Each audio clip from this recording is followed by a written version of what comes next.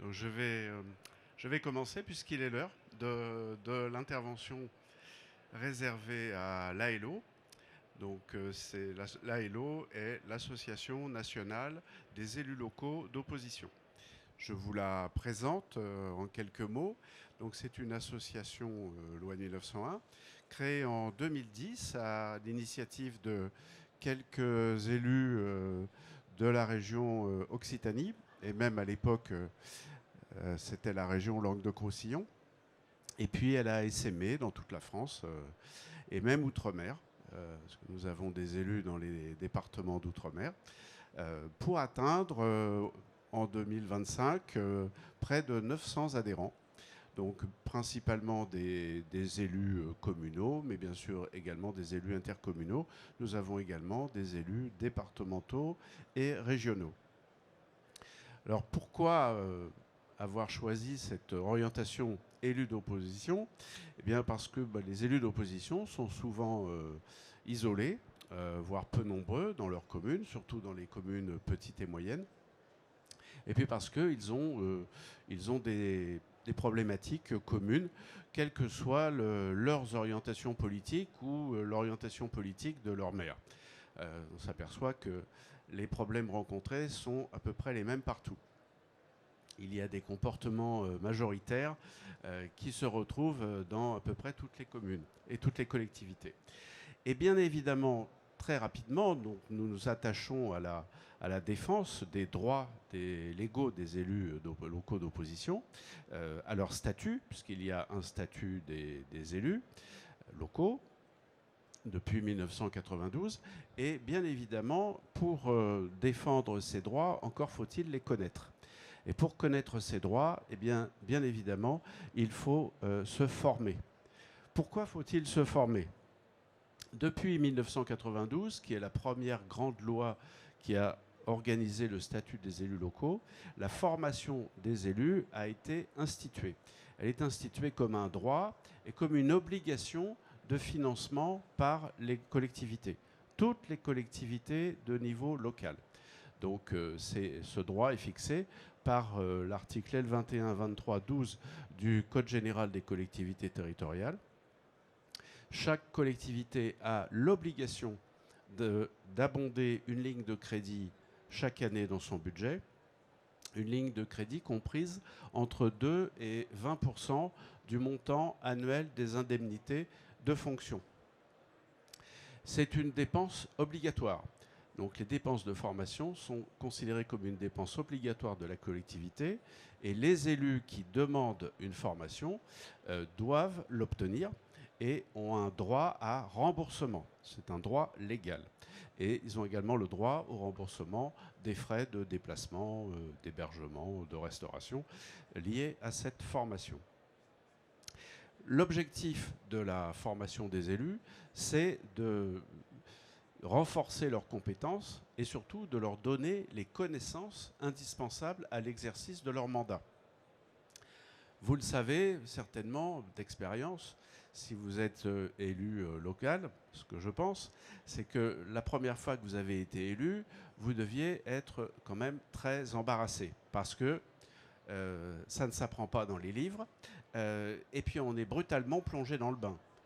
On est élu, premier ou second tour des élections municipales.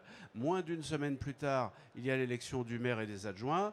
15 jours plus tard, il y a l'élection des délégués à l'intercommunalité, les représentants dans les syndicats intercommunaux, les commissions, etc., etc. Ça va très très vite. En moins d'un mois, tout est bouclé. Et là, on fait toujours les élections municipales au mois de mars, hein, c'est la tradition française. Et le budget 2026 devra être voté avant le 30 avril, puisque exceptionnellement, les années d'élection générale, le délai est prolongé de 15 jours. Donc, avant le 30 avril, il faudra voter le budget.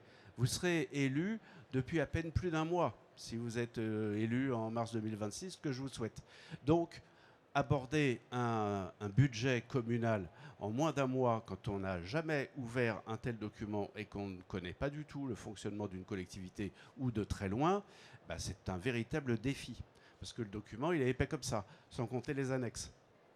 C'est un document complexe. Et la technique budgétaire des collectivités est tout à fait originale. Elle est très différente de la comptabilité des entreprises privées, par exemple. Donc il faut véritablement se plonger immédiatement dedans. Alors, j'ajoute que, d'une part, il faut avoir les connaissances, donc il faut également acquérir des techniques d'expression orale, écrite, des techniques de communication.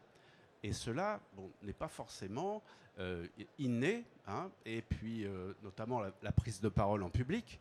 C'est quelque chose qui s'apprend, il faut surmonter un certain nombre de difficultés personnelles. Chacun a pu l'éprouver au cours de sa vie. Mais là, quand on est élu, la prise de parole en public, c'est tout le temps. Hein, c'est soit bien sûr dans le conseil municipal, c'est déjà assez impressionnant, mais c'est également dans des réunions, dans des conseils d'école, dans des commissions, dans des réunions de quartier, que sais-je, c'est tout le temps. Donc vous aurez tout le temps à vous exprimer. Vous allez être sollicité dans la rue par les citoyens qui vont vous poser des questions. Donc c'est un basculement, c'est une autre vie quand on devient élu. Hein. Parce qu'on devient, à ce moment-là, responsable devant ses concitoyens, puisque vous avez sollicité un mandat de vos concitoyens. Et donc, bien, ce mandat, il faut l'honorer. Donc, pourquoi la formation des élus est indispensable? Elle va transformer le conseil municipal. Lorsque l'on a passé les élections, on n'a pas gagné, hein. On est élu d'opposition, mais on est élu quand même. On a les mêmes droits que les autres. Simplement, on a pris un petit coup sur la tête, parce qu'on a perdu. Bon, et puis les autres ont gagné. Donc c'est déjà une situation un peu difficile, psychologiquement, humainement. Et puis la majorité, au début, va être assez triomphaliste. Hein. C'est un grand classique du genre. Bon, après ça, ça retombe. Hein, ça retombe assez vite, parce que l'exercice du pouvoir a tendance à calmer les ardeurs face à la complexité et puis au réel. Hein. Le réel, ça calme tout de suite. Donc, mais les élus d'opposition, passés les premiers temps, et il va falloir les passer très vite, de déception, de spleen un peu, il faut s'y mettre, il faut se mettre au boulot. Et les élus d'opposition, contrairement à ceux de la majorité, n'ont aucune aide de la part de l'administration communale. Et il faut se débrouiller tout seul.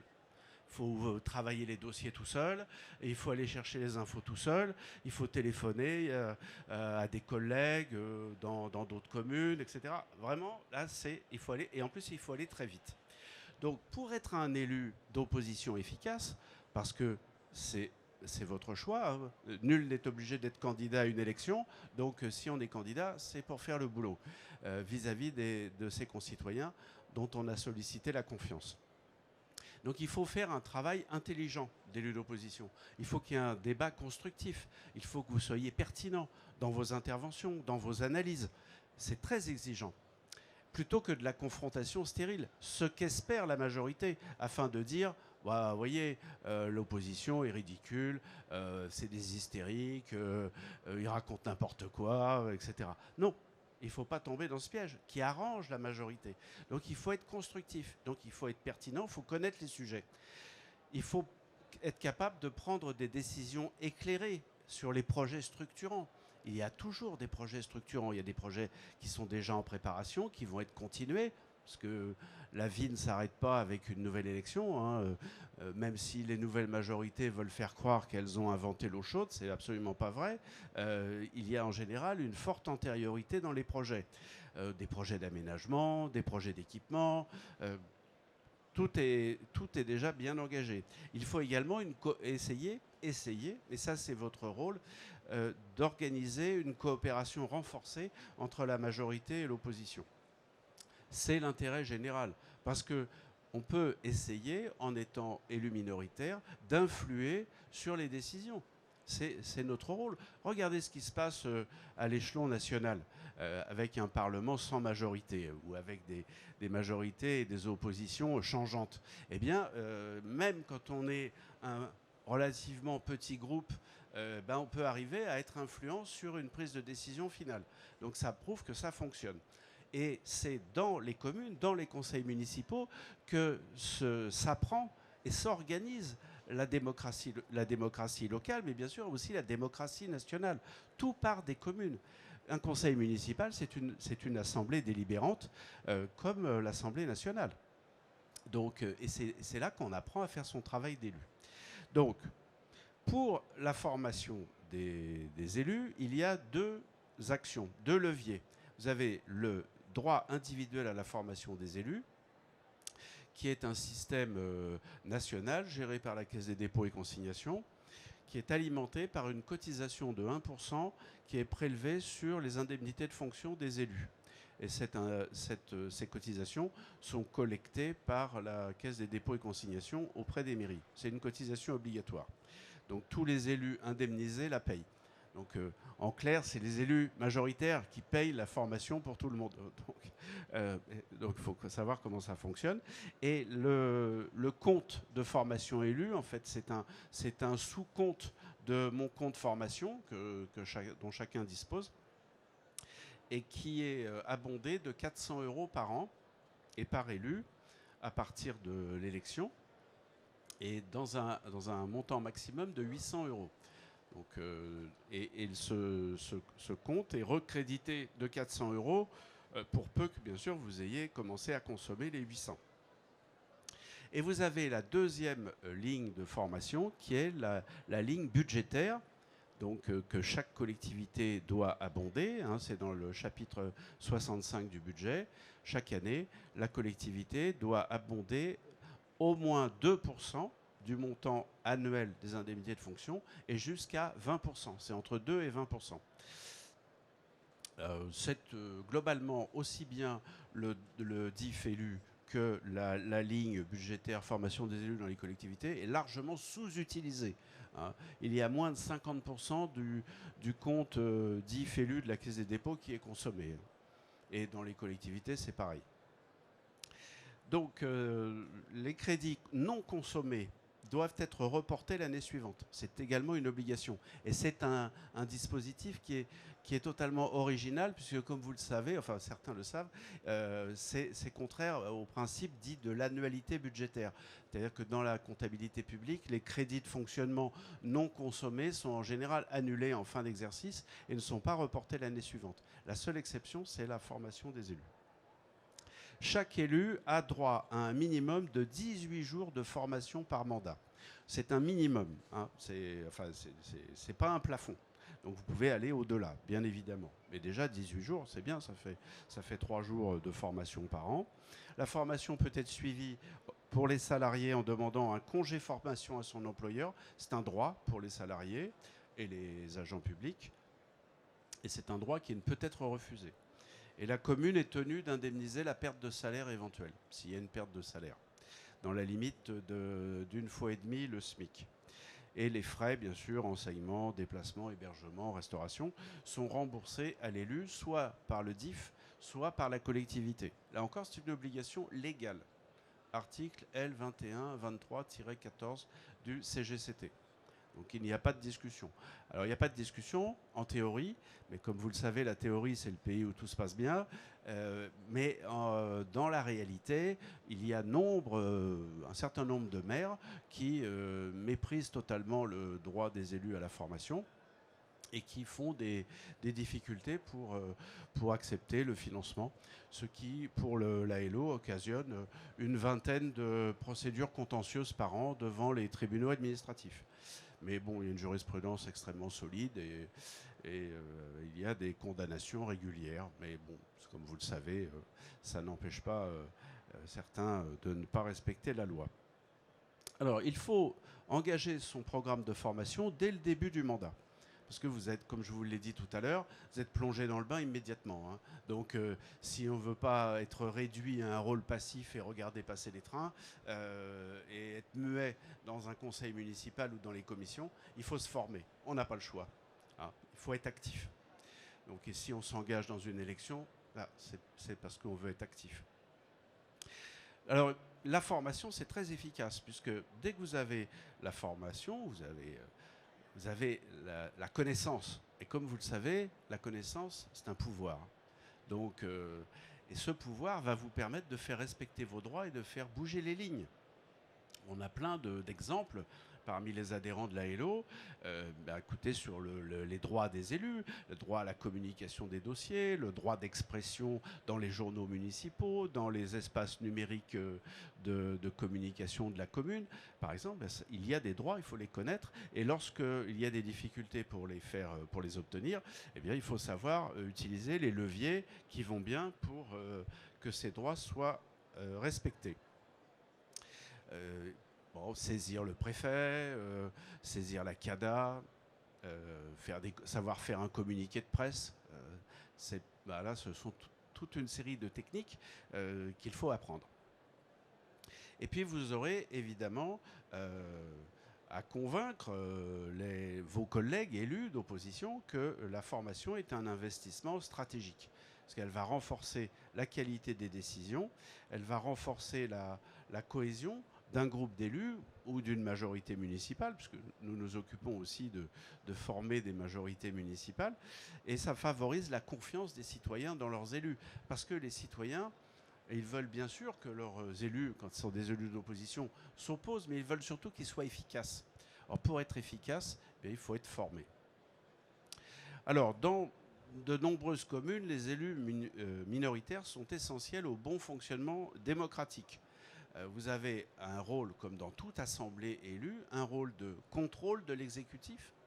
Donc il y a des questions à poser, il y a des demandes d'informations complémentaires à formuler avant les conseils municipaux, quand on vous remet les dossiers, mais qu'il manque des pièces ou qu'il y a des informations qui sont insuffisantes. Il faut les demander, il y a des délais pour le faire, donc il faut connaître toutes ces procédures. Les élus minoritaires interpellent. Ils interpellent les autres, la majorité. Ils peuvent interpeller les conseillers départementaux, les conseillers régionaux, l'administration préfectorale. Mais vous allez, dans bien des cas, disposer de très peu de moyens. Alors, il y a des moyens obligatoires qui sont accordés aux élus minoritaires par le Code général des collectivités territoriales. Vous avez droit à une tribune dans le magazine municipal, dans l'espace internet, dans la page Facebook officielle de la commune. Vous avez droit à un local avec un équipement informatique. Mais bon, généralement, c'est tout. Il n'y a pas, sauf dans les grandes collectivités, les groupes d'opposition n'ont par exemple pas de collaborateurs d'élus.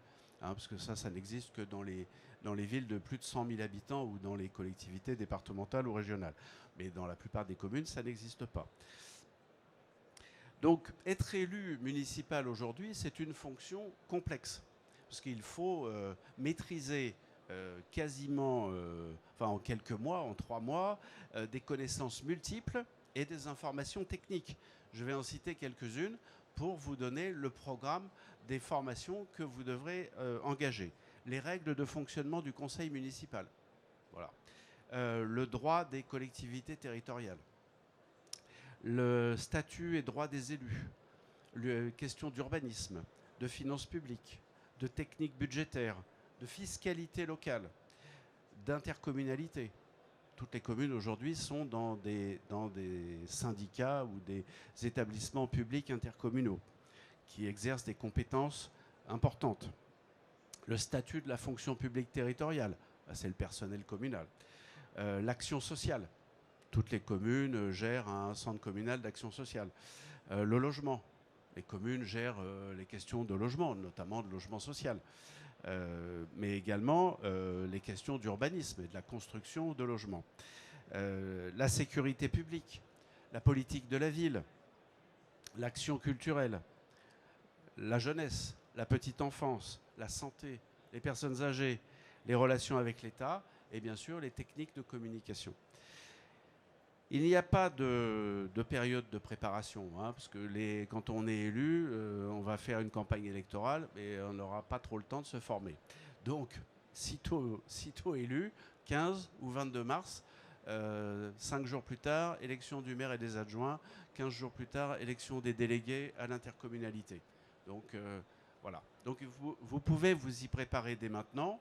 L'AELO a d'ailleurs un certain nombre de programmes de formation qui peuvent déjà être suivis pour ceux qui sont élus. Pour les non-élus, il faudra le faire une fois l'élection passée. Et en mars prochain, donc beaucoup de communes n'auront pas voté leur budget. Donc ça, le budget, c'est vraiment la question prioritaire pour les nouveaux élus. Donc dès l'élection acquise, ceux qui n'auront pas gagné devront se former en urgence pour pouvoir exercer le mandat que les citoyens leur auront confié et auquel ils devront rendre compte. C'est notre responsabilité en tant qu'élus de la République. N'oubliez pas que les élus d'opposition, les élus minoritaires, on peut les appeler aussi comme cela, ont les mêmes droits que ceux de la majorité. Donc ils sont élus au même titre. Hein. Au départ, on élit des conseillers municipaux et tous les membres du conseil municipal ont les mêmes droits. Voilà, en quelques mots, comment être un élu efficace. Et pour être un élu efficace, il faut être un élu formé.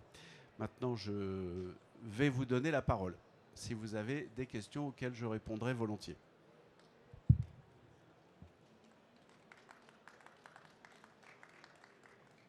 Merci. Oui. Merci. Je voulais savoir, moi je suis élu, donc j'ai le droit à la formation. Mon DIF est abondé. Je me représente à partir de 2026. Je suis à nouveau élu. Est-ce qu'il y a une continuité du versement du DIF ou pas? Non, il n'y a pas de continuité. On remet les compteurs à zéro. Mais par contre, vous pouvez utiliser votre DIF jusqu'à la fin du mandat.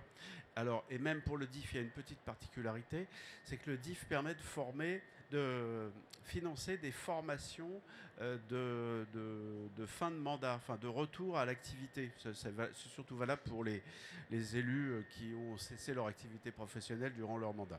Parce que le catalogue du DIF peut être un peu plus large pour ces questions de post-mandat. Madame. Moi, c'est une question basique. Quand on est retraité, est-ce qu'on peut avoir aussi des formations?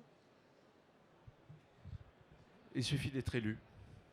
Voilà. Et une fois que vous êtes élu, vous avez droit aux formations comme tous les élus. Retraités ou actifs, ça ne joue pas. Y compris d'ailleurs dans le compte de formation.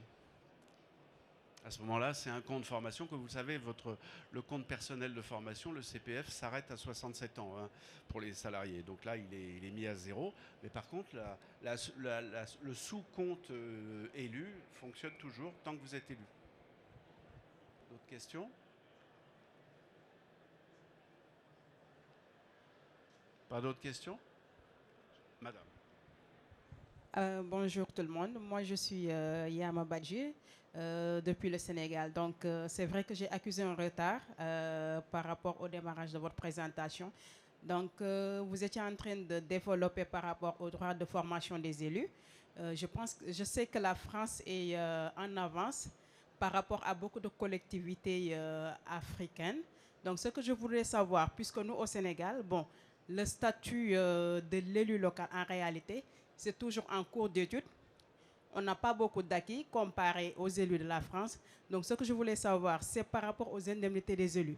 Puisque nous, je sais qu'au Sénégal, avant, les indemnités des maires n'étaient pas du tout importantes. C'est tout récemment en 2022 que ça a évolué.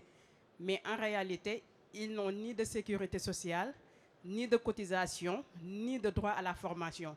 Les formations que les élus en général bénéficient, c'est des formations qui sont gérées par des agences qui dépendent de l'État central en réalité, et c'est sur demande. Et ce n'est pas toujours qu'on peut les acquérir. Donc je voulais savoir, ici en France, comment ça se passe pour les indemnités, les droits et les retraites. Merci beaucoup. Merci madame pour cette question. Alors, je vais faire un petit peu d'histoire, si vous me le permettez. Donc, la démocratie locale, c'est une longue histoire. Donc, et en France, ce n'est pas arrivé du jour au lendemain. Alors, la première grande loi sur les communes, pour l'organisation des communes, date de 1884. Voilà. Donc, et à l'époque, enfin, et même encore jusqu'à une période récente, il était considéré que les élus locaux étaient des bénévoles, donc, et n'avaient pas besoin d'être indemnisés. Vous voyez, donc, parce qu'en général, la fonction d'élu local était confiée à des notables, des propriétaires, des gros agriculteurs, des notaires, des avocats, etc. Et donc ces gens-là n'avaient pas besoin d'indemnité puisqu'ils avaient suffisamment de revenus par ailleurs et ils exerçaient les fonctions municipales à titre bénévole. Donc ce n'est que très tardivement que des indemnités de fonction ont été créées. Mais elles étaient au départ très faibles. Moi, je me souviens qu'avant 1983, en France, 1983, c'est pas vieux, ça fait 42 ans, il y avait deux catégories d'adjoints au maire. Il y avait ce qu'on appelait les adjoints réglementaires et les adjoints supplémentaires. Et les adjoints supplémentaires n'avaient pas d'indemnité de fonction. Vous voyez, donc le progrès est très lent. Même en France, que vous dites qu'on est un modèle, mais c'est un modèle qui s'est construit progressivement. Puisque progressivement, le peuple a décidé, par ses élus nationaux, qu'il fallait renforcer les droits et créer un statut des élus locaux pour qu'ils puissent exercer leur mandat en toute indépendance et puis que ces mandats locaux ne soient pas réservés qu'aux notables, qu'aux gens disposant d'une fortune leur permettant de faire ce travail de façon bénévole. Donc, alors c'est un long combat, je vous invite à y participer dans votre pays en prenant appui sur ce qui est fait en France, puisque on a une proximité historique et culturelle avec le Sénégal, donc, et politique. Donc voilà, ça se fait par étapes. Alors bien sûr, les collectivités et les communes peuvent aussi prendre des décisions. Il y a une autonomie de gestion des communes qui peuvent organiser elles-mêmes la formation de leurs élus. Dans des communes d'une certaine importance, il faut qu'elles disposent d'un budget pour cela. Voilà. Mais voilà, c'est un long chemin. Vous voyez, en France, en Troisième République naissante, 1884, grande loi sur les communes, et il a fallu attendre 98 ans, c'est-à-dire 1982, pour qu'on donne l'autonomie de gestion aux collectivités territoriales. Avant, il y avait ce qu'on appelait la tutelle préfectorale, c'est-à-dire que toute décision des communes devait être approuvée a priori par le préfet. Donc ce n'est qu'en 1982 qu'on a dit « Ah ben non, ce sont des collectivités de plein exercice et elles prennent leurs décisions sans contrôle préalable ». Vous voyez, c'est un très très long chemin pour que l'État central laisse les collectivités et donc les citoyens à la base, parce que les communes, c'est la base de la démocratie républicaine, pour que l'État les laisse se gérer de façon autonome et responsable. Et ça fonctionne, maintenant ça fait 43 ans que ça fonctionne comme ça, a priori sans difficulté.